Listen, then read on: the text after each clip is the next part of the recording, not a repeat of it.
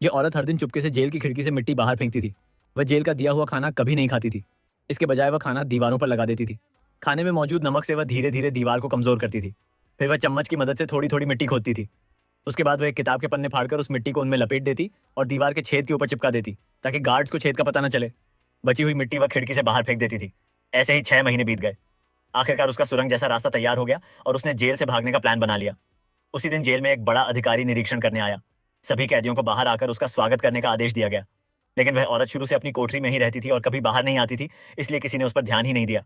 सब लोग गाने बजाने और नाचने में लगे थे। इसी मौके का फायदा उठाकर वह चुपचाप अधिकारी की गाड़ी के पास पहुंच गई। दोपहर के खाने के समय एक गार्ड को पता चला कि वह औरत गायब है। उसने तुरंत अलार्म बजा दिया और जेल के सारे रास्ते बंद करवा दिए।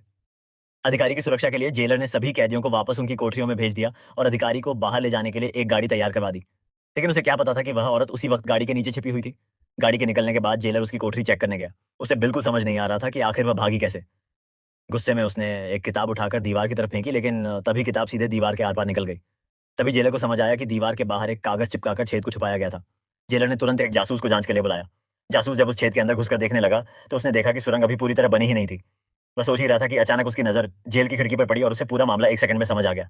उधर वह औरत गाड़ी के नीचे से निकलकर आखिरकार सफलतापूर्वक जेल से फरार हो चुकी थी।